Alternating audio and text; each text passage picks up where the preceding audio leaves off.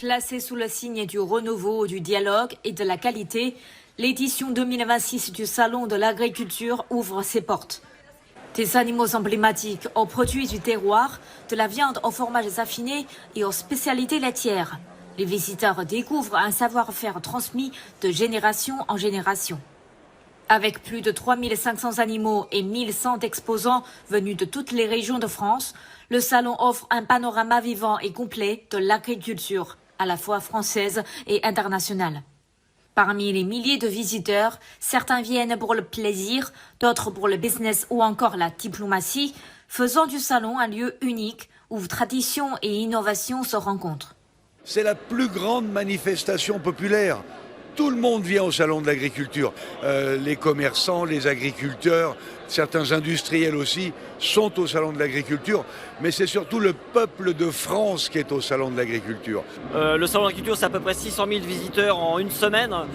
Et puis c'est l'occasion effectivement de rencontrer et d'accueillir sur nos stands des hommes politiques. Nous avons eu le président de la République à plusieurs reprises les années passées. Cette année, nous avons des députés, mais également aussi des politiques étrangers. Nous avons reçu des membres du ministère chinois qui sont venus sur notre stand samedi, qu'on a accueilli avec plaisir.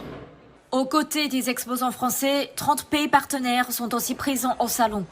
La Chine fait son grand retour avec pour la première fois un pavillon officiel du ministère chinois de l'Agriculture qui rassemble près de 40 entreprises et marque un pas important pour renforcer les échanges avec les professionnels français et internationaux.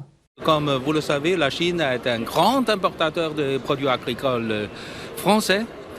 Tout à l'heure, j'ai visité la zone de viande, de produits laitiers.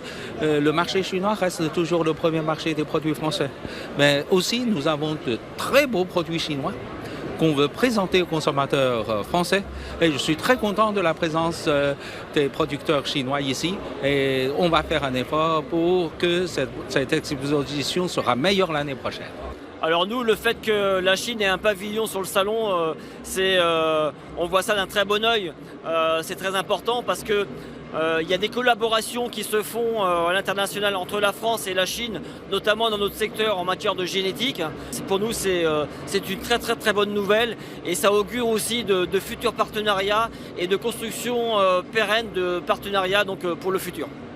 Inaugurée en présence du président de la République Emmanuel Macron le samedi 21 février, cette édition du Salon de l'agriculture confirme sa vocation, créer un lien vivant et essentiel entre le monde agricole et le public. Les portes resteront ouvertes jusqu'au 1er mars 2026.